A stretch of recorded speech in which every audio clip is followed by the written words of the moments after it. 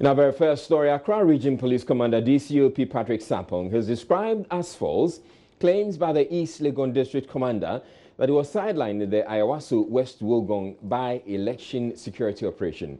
DSP George Asari had told the Short Commission probing the violence which occurred on the day that he was left out, even though the election was taking place within his district. The regional commander said, contrary to the claim, DSP George Asari was invited but failed to show up at the time he was required to. There is more on day 4 of the commission sharing in the following report.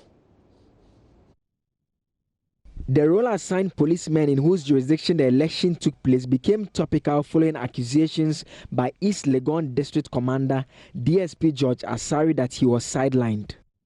My Lord, ideally, the district commander in whose jurisdiction the by-election is supposed to be held should be part of the exercise. But in my case, that they had a call around 9 o'clock from my regional commander who didn't make me part of the exercise, that he has heard that some shootings are going on around Bawaleshi, closer to the NDC parliamentary candidate's house. So I should go and assist. His commander, DCOP Patrick Sapong, however, contradicted him on Tuesday when he testified. It wasn't him alone. It was all the districts in Accra who were sent copies of signals that they should bring or release their pickups for the election duties. And you have heard his testimony that he was, as counsel put it to you, he was sidelined. Yes, my Lord, but that is not true. The Accra Region Commander told the Commission DSP Asari rather failed to show up for duty despite being handed patrol responsibilities. He should be there to take care of the situation because it fell within his command. So he should take care. If you have come, you have deported him. But because I left before his arrival, and when he reported the incident to me, I told him that he should take care of the situation. The Commission indicated that it is interested in knowing the truth and has tasked the DCOP to furnish it with the facts. At that point or thereafter, have you been told about who brought the situation under control? No, Mr. Chairman. Can you find out for us? After today's, you have to investigate and find out for us. Because according to him, it was he who went there and brought the situation under control. And then he said he was going to vote after he had brought the situation under control. And when, at that period, further assistance was coming from the regional operations people. So we want to know exactly what his role was. On the deployment of National Security SWAT team to the constituency on suspicion of arms being stockpiled in the community, DCOP Sapong said the police could have handled the supposed threats if they had been informed. Because if there had been information that there was a need to do an exercise, we were more prepared to have done it. But that they didn't come to the notice of the regional command that they will be in town and for whatever purpose. Head of the political desk at JoyNews, Evans Mensah, was next to testify. His testimony forms part of body of evidence the Commission expects to obtain from journalists whose media organizations covered the election. He shared with the Commission his views on how political vigilantism could be addressed. What they wish to see is that, regardless of a person's political affiliation, the law indeed should be blind and punish regardless. But they also acknowledge, and this is again going back to the various shows I've hosted on this topic, that you can suggest that and be an ostrich because the people who are supposed to enforce that law, fundamentally the police, seem to have been politicized. The Commission will continue with its proceedings on Wednesday. Well, in a related development, 3 civil society organizations warned President Nana Akufo-Addo to extend the lifespan of the Emil Short Commission investigating the Ayawaso West Wuogon by-election violence. The Civic Forum Initiative CFI, which includes the Institute for Democratic Governance IDEG, the Coalition of Domestic Election Observers CODEO, and the Center for Democratic Development CDD, say their plea for extension is to enable the Commission do a more thorough job.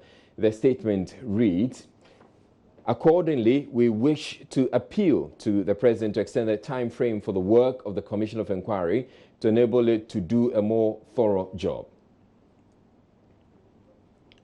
The Council of State, National Peace Council, National House of Chiefs, religious leaders and all well-meaning Ghanaians to prevail on the two major political parties to immediately dissolve and discontinue the formation and operation of illegal armed groups commonly referred to as political vigilante groups. The government and security agencies should take concrete steps to ensure that the kind of violence that occurred in the Ayawaso West Wuogon constituency by-election does not spill over to future elections and indeed into the 2020 election. The NDC, in the national interest, to seriously reconsider its position of non-cooperation with the Commission.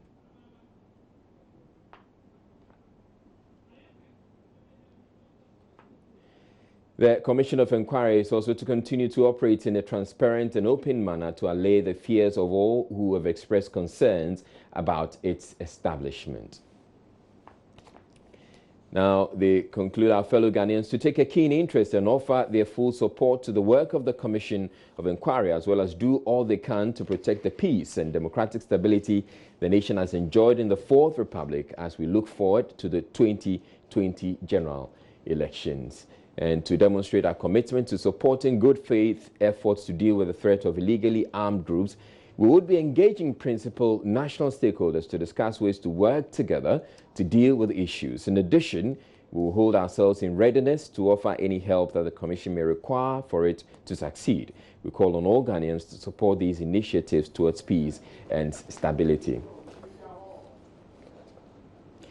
And moving on, police in the Ashanti region have been questioning two key members of the National Democratic Congress over Monday's fatal shooting incident at the party's regional office in Kumasi. The two, former municipal chief executive for Ejusujabing, Efrifa Yamaponko, was picked up by about 15 armed security men in two police vehicles from its Humesia residence, whilst former Deputy Ashanti Region Minister Joseph Yamin was invited to the regional police headquarters for questioning. Mr. Yamin was later escorted by the police to his residence. Now, JoyNews is learning the police is searching for ammunition supposedly being held in the former Deputy Ashanti Region Minister's home. We will shortly be going over to Lava Firm's Kwesi Debra for the outcome of that search and the latest from the police. Before that though, former MC for Ejusujabing, Mr. Yamaponko, has been speaking to JoyNews about the police invitation. What happened yesterday is an unfortunate situation, and some of us have been traumatized. And even in spite of that, a whole lot of things are going on. People are conjecturing and other things. I was home today around 9 o'clock in the morning that I saw two loads of policemen. They came to my house and told me that the regional commander wanted to, have a chat with me. And before then, they would like to search. They would like to conduct search in my house. And I asked them about search warrant. Later on, I thought it wise to allow them because I don't have anything to hide. And of course, they started the whole thing. They searched. I have my home is full twin place. They searched the first and the second one. They didn't see even a mosquito over there. And they told me that the regional commander wanted to see me. And I told them that, okay, they should take the lead. I will come. I just want to put one or two things together before I come. And they insisted they have to come with me. So I just got ready and followed them to the regional commander. In fact, when I came here, it was more of a friendly, kind of thing. And the commander asked me my side of the story. I told them, I briefed them, the commander and his management team, including the investigators and all that. So I briefed them, and he asked one of the investigators to write down my statement, and I did just that. And after that, they asked me to wait a little bit. That time too, I heard them talk about, my big brother, Honorable Joseph Yemin, that another group of policemen had gone to his house. Then I told them that no, I don't think that is correct, because I've just spoken to Yemin.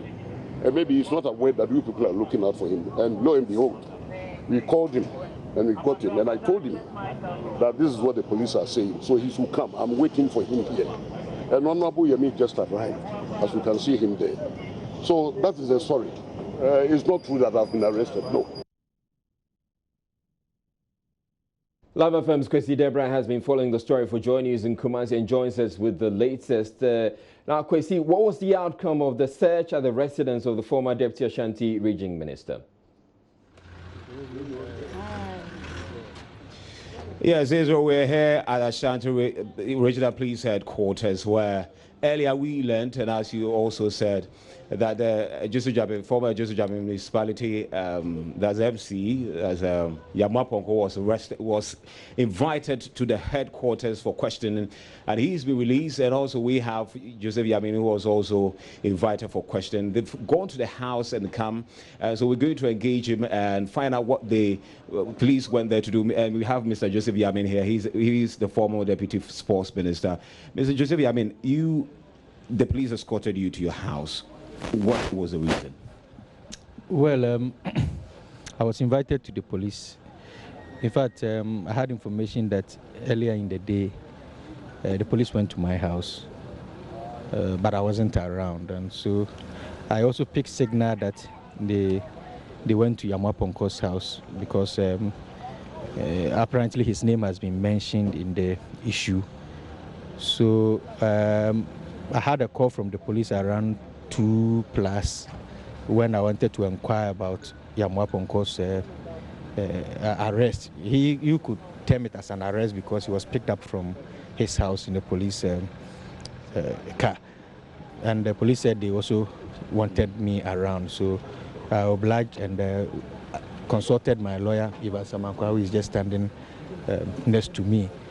And he advised that I wait for him to come. So he accompanied me and we came in here. Myself, Yamaponko, and Apia Stadium wrote our statements because the two of them were present. The police escorted me to the house to search and find certain evidence that could aid them in their investigations. Okay, so what did they find? Nothing. Nothing at all. And we've also heard and we've seen one of the suspects, and he's taking a picture with you, and so many people are linking you to the Hawks. What do you say about that? Is it a crime to be linked to people? The Hawks are members of the party. Yes. And so I should even be proud to be associated with party members. The Hawks, as I speak with you now, are represented on the Regional Security Committee. And so it's a body within the party that the party recognizes. And so I see nothing wrong with my association with the Hawks. I have nothing to... Okay. So Israel, you heard the former Deputy Sports Minister, Joseph Yamin. He has been released, and also you can see also the former Josu Jabe municipality MC, Yamapogo, he's also been released. And so from the regional headquarters, this is what's happening here, Israel. Deborah, I'd like you to stay with the two gentlemen for a while. And one of the questions I'd want to find out from him, he talks about the fact that he knows the Hawks and he feels proud to be associated with the Hawks. But they are, as we speak now, at least 4 of them are the subject of criminal investigations by the police because they're wanted in connection with the shooting. What does he know about the activities and are they helping the police to find these people that they wanted for the shooting?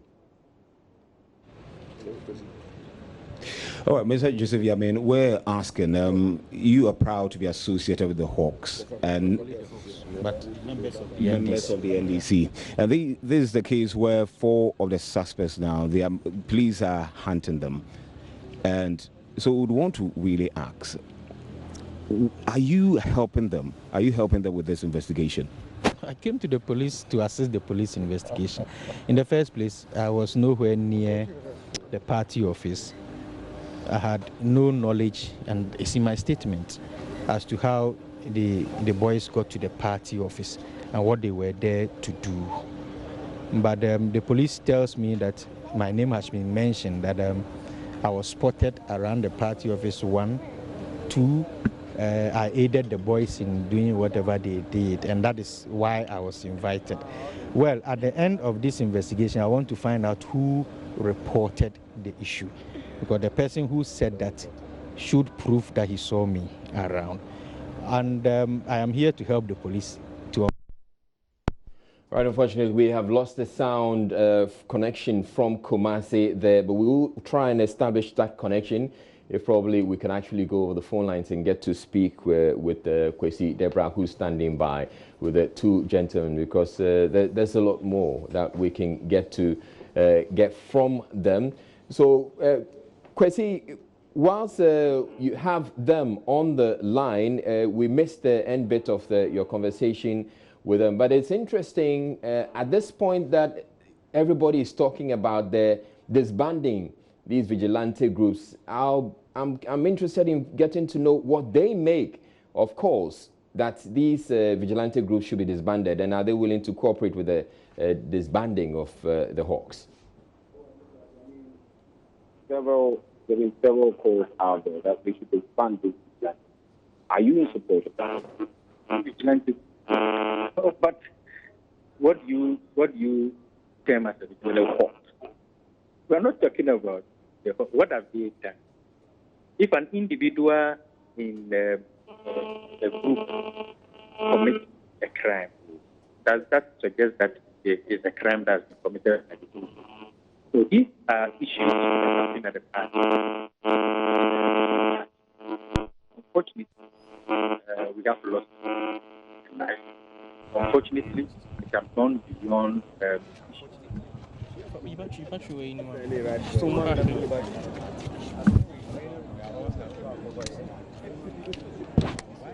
Unfortunately, again, we have lost that connection. But we'll get back to Kwesi Deborah, because this other story is related. The family of the NDC activist who was shot dead at the party's regional office in Kumasi on Monday says some of their relatives have received death threats from unknown persons following the incident. The threats are said to have come after the sister of the deceased shared pictures of people believed to be behind the murder of her brother on social media. Naya Juma visited the family house of the deceased and filed this report.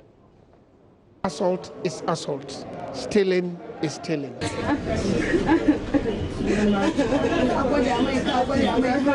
In the family's quest to seek justice, the deceased sister, whose name we are withholding, posted pictures of suspected killers on Facebook.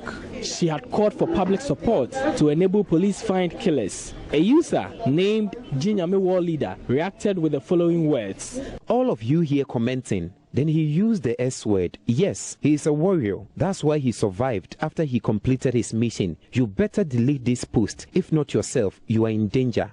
The Jinyame War Leader followed with a call to the young woman and further issued verbal threats. Here, a spokesperson for the family who says such information will be made available to police. At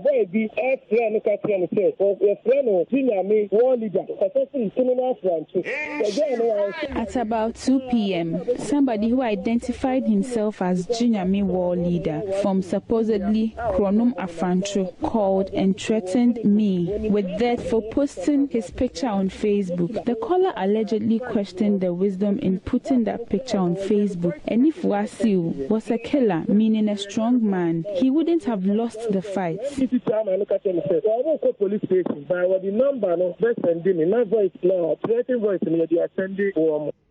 A man said to be a constituency executive for the NDC in Asawase interrupted and restrained bereaved relatives from speaking to the news team. Some of the family members will not take it kindly.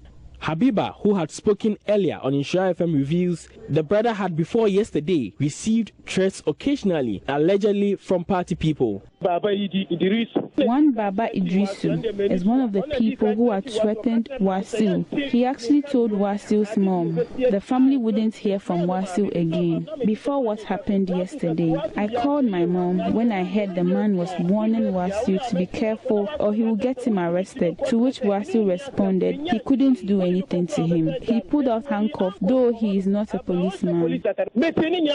Habiba talks about moments before her brother left for the party office to meet the tragedy. Wasi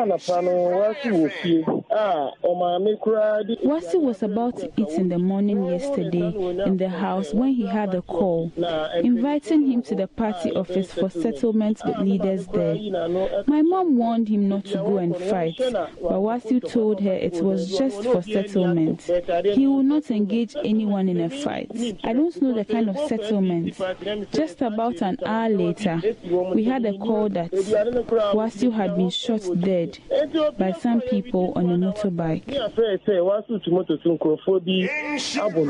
Wasiu, described by relatives as a strong man, left behind a wife and a son. His mother and sisters depended on him for survival. Meanwhile, a second person who suffered gunshot wounds and was rushed to Konfanochi Teaching Hospital is said to be responding to treatment. Nana Ojima reporting. All right, so we're returning to Kumasi, where my colleague Kwesi Debra is standing by with the former Deputy Ashanti Region Minister Joseph Yamin, and as well as FIFA Yamwa Ponko and the Apia Stadium. Kwesi Debra, you were in the process of getting those answers from the three gentlemen that you were with regarding their views about disbanding the vigilante groups. Yes, Israel. Yeah, earlier I was asking him about what he thinks about disbanding the vigilante groups, and let me come to him again. I think he was giving a submission when the line cut. People are calling for for the abolishment, or should I say, the disbandment of these groups. What do you think about it? Do you think they should be disbanded totally? No, but you are disbanding them and stopping them from being party members or what? You see, we should be criticizing actions that goes beyond their mandates, yes. But if you call for disbandment of it, what do you mean? I mean, I don't understand. And the commission here in the Ayawaso was Wogon. Yes, and they describe these vigilante groups as militias, and those who are financing them as warlords. We heard that you are financing these hawks. What is the truth in this? Have you heard us bringing Serbians to come and train them? Have you heard us bringing South African people? Where were these people when people were brought from South Africa and Serbia to come and train people? You see, you are comparing grapes to oranges. Totally different issue here. We are talking about a group within a political party that had the backing of a presidential candidate, today the president, brought people outside this country to bring military training to them, different from the training we have in this country. Can you tell me anywhere you find the Hawks being trained? These are party people and they play their role as party members. That is all. So don't compare us to the invisible force. I mean, with the way you're talking, it's as if you are financing them. Financing them. If I finance them to do their activities in the party, what is wrong with that? That is the question I also want to put to you. That you are singling out the Hawks. What is your interest?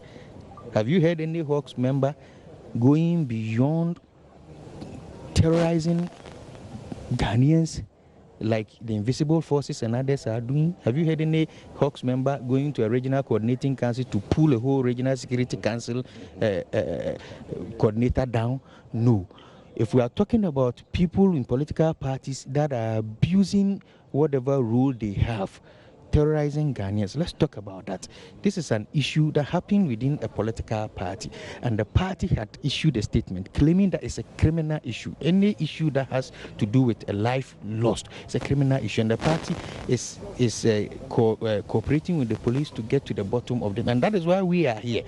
But the issue of let's ban vigilante groups, they were there as a party members, and unfortunately an issue happened. I'm saying that if we should go to that extent and try to compare, because there's these vigilante groups that just terrorize people in this. But so then it means you are financing them. What is wrong with financing party people? They are party members.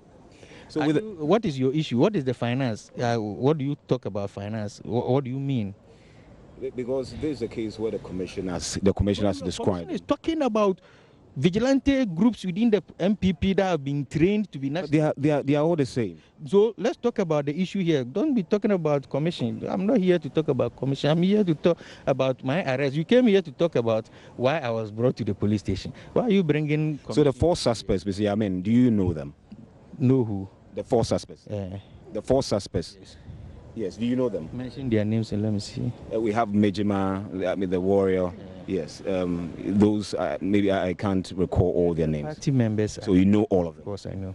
The party also knows them. So Israel, you hearing the former Deputy Sports Minister Joseph Yamin there, and let me go to Apia Sports Stadium. Apia Stadium. What is your role here? Then I'm eyewitness, a little bit eyewitness. So you were there? Now? Now we were there? Okay, so you saw everything? Oh, no. Mihu kakrebi. Mihu small. Mihu kesi. Okay, all right. So what do you make of it? What do you make of vigilante groups? Can you treat then Hawks and say, then I'll join. Well, kakra media me can say my PR my from this morning up to say me kasa say me changing my mouth. Me boss ya me kasa. Me what say am up on but me problem ni say and as I dey be me say the commander in chief, president of Ghana, Nana Addo Dankwa Akufo-Addo, me papa John Dramani Mahama, the picture ni no. Me say CPC ye feel as a Ghanaians na 2020 election after coming 2020 election. Omo share together emra television na nye bibi keke na omo ye supporters no be peaceful be peace be abanyesa 2020 and this band groups na so the American na ma ada say encourage omo nye but me appear there me prefer say omo ye no ba abonten open be ma obi followers or group bi obi atibia no e be calm down ama election is successful yes sir baby ye kika ko no ye kika ko danger zone. All right, so you heard Apia Stadium there. I called him Apia Sports Stadium. And yes, he's been talking about the fact that there should be unity in both parties. And he heard Joseph Yamin. We've earlier talked to the former MC for Joseph Jabin municipality. We've earlier talked to him, so there would be any need to talk to him. So from the regional police headquarters here in the Ashanti region, my name is Kwesi Debra. Israel, take charge. All right, Kwesi Debra, one more question before you go. I'm interested in what Apia Stadium actually saw, because he indicated that he saw something, a bit of what happened at the NDC regional office. I'd want to find out what exactly he saw. Unfortunately, he's not around. He's just gone back. So that's the problem I'm having here. He's gone back, and that would be very difficult for me to find him. All right. Now, I'd also want to find out what's the update on the 4 suspects wanted by the police. Yes, we've been speaking to sources. We've been speaking to sources within the Ghana Police Service, and what they're telling us is that they are very close to capturing these suspects. They've gone to the communities and they've been able to interact with them. They are cooperating, and so they think that by close of the week, they should be able to clamp down on these suspects, these 4 suspects. Earlier, we had a source also from the Ghana Police Service telling us that they heard that the prime suspect in this, or the warrior, was asking of money from one of the relatives. So where they've gone to in terms of investigation, they think that they are very close to arresting these suspects. And as I said earlier, by close of the week, they should be able to bring us some very good results. Israel. Thank you very much, Kwesi Debra, bringing us that update there from the police headquarters in the Ashanti regional capital, Kumasi. In a related development, Interior Minister Ambrose Derry is assuring the police will expeditiously investigate Monday's shooting incident at the NDC's regional office in Kumasi and bring the perpetrators to book. He says the incident provides an opportunity for all political parties to work together to stop political party vigilantism. The police has launched a manhunt for 4 members of the pro-NDC vigilante group, the Hawks, it says, are wanted in connection with the shooting. Zeri says the issue will be treated as a crime. He is, however, cautioning against reprisals. Assault is assault. Stealing is stealing. Murder is murder. There's nothing else to say about it. And Mr. President has been very, very clear that crime has no political color. Yesterday, when I heard the General Secretary of NDC speaking, he was practically repeating the position that Mr. President has declared. And so we expect that the police would investigate the matter expeditiously and that those who are responsible are brought to book. The death of one person is regrettable, but I would entreat all those who feel victimized by that action to help the police investigate, not to take the law into their hands to try to revenge, because that in itself will be another form of vigilantism, namely that you are taking the law into your hands. You are not supposed to enforce the law by yourself, and you are enforcing it. And this is an opportunity for us, all political parties, to recognize the point that we're making all along, that security is a collective responsibility.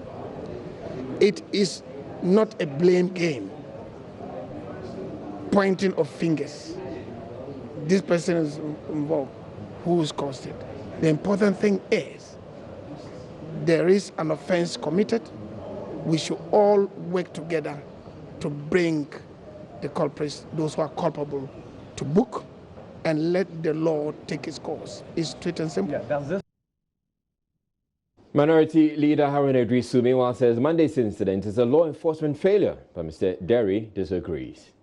Matter of the happenings in Kumasi, the law must deal swiftly, decisively, and ruthlessly with any person associated with the event. What I do know, and again, it points to law enforcement failure.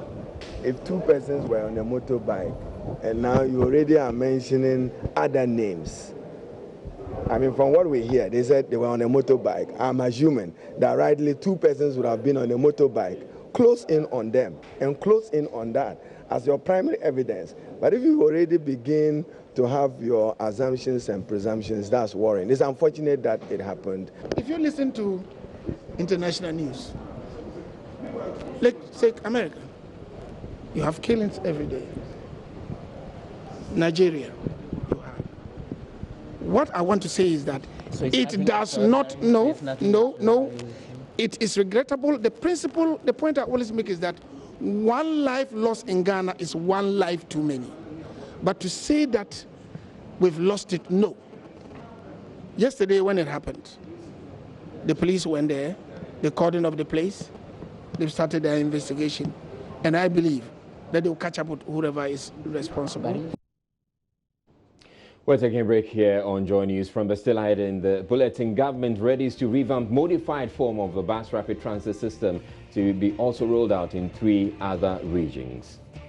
A total of about 100 buses have been earmarked for development to metropolis of Sekandi. We are taking 20 buses to Sekandi, 20 buses to Tamale, and 60 buses to Kumasi. And then in business, some civil society groups question sustainability of recently launched fiscal council, arguing it should report to Parliament instead of the President. We'll be back in a bit.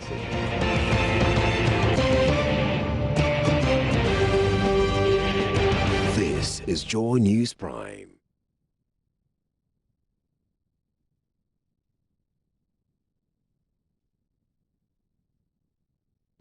Now, some aggrieved customers of gold dealership firm Men's Gold in Takwa Tuesday morning hit the streets over their locked-up investments.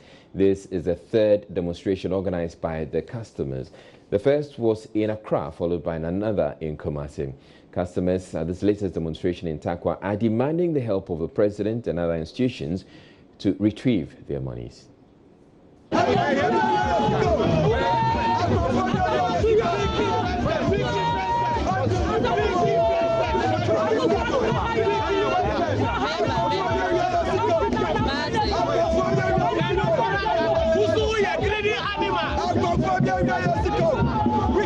government. He's a wicked guy. He must resign. He must resign. He's a wicked guy.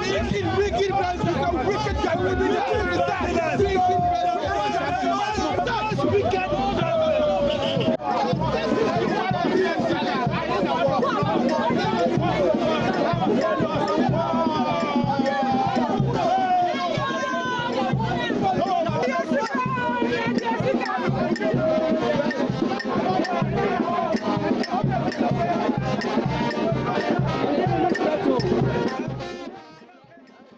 Now, government will revive and expand the urban transport system to other regions. Transport Minister Kweku Oforesiama made this known at a press briefing in Accra. The plan to expand the urban transport system follows a JoyNews investigative report detailing how the 742 million cedi transport project has been grounded. The Siama has promised that buses will be put to use, adding that urban transport system will be expanded to the northern, western and Ashanti regions. Here's a report by Ernest Menu.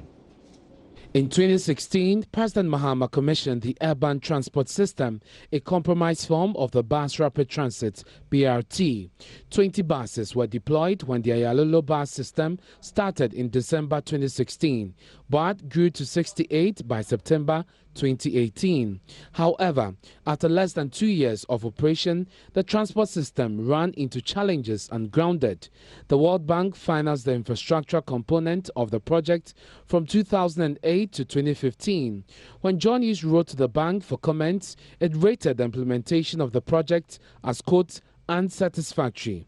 While it appears all that money has gone down the drain and taxpayers would have to pay up loans contracted as well as accumulated debt. Kweku Oforesiama is Transport Minister. Yes, we put in some money for the operation of the company. The fact that it did not try does not mean that somebody has embezzled money.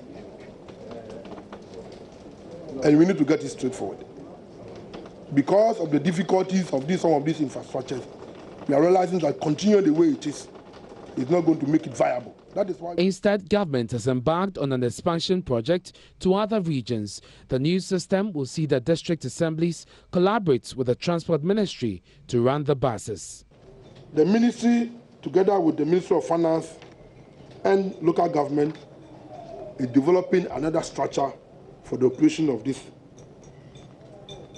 Ayalolo bus services. Let me on this occasion applaud the KMA for the wonderful job that they've done in Kumasi. It's part of the difficulties confronting us. I think that KMA has put in place a very robust system that can sustain the operation of the BRT system in Kumasi. A total of about 100 buses have been earmarked for development to metropolis of Sekandi. We are taking 20 buses to Sekandi, 20 buses to Tamale, and 60 buses to Kumasi. Already, a bus terminal is being constructed as part of plans to bring back the buses on stream.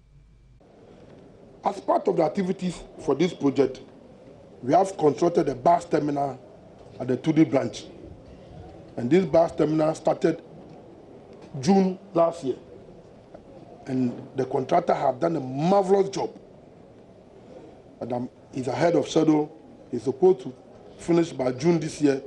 And the way he's going, I can tell you that by April this year, he will finish. It is part. We needed to take these decisions with the World Bank because they facilitated the operation of this thing. So last 3 weeks, they were in my offices.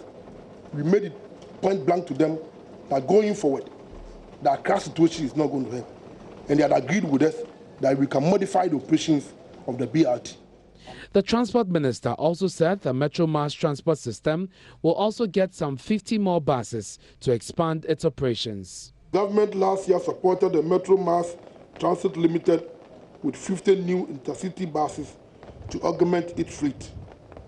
An additional 50 buses are expected in the second quarter of this year. Similarly, the Intercity STC Coaches Limited will also receive 100 new intercity buses to augment its fleet. So users of the Ayalolo bus may have to wait a while longer as government figures out how to get the buses back on the road. Ernest Menu for JoyNews. Thank you for watching. My name is Israel I. You have a good night. Evans Mensah is up next to PM Express.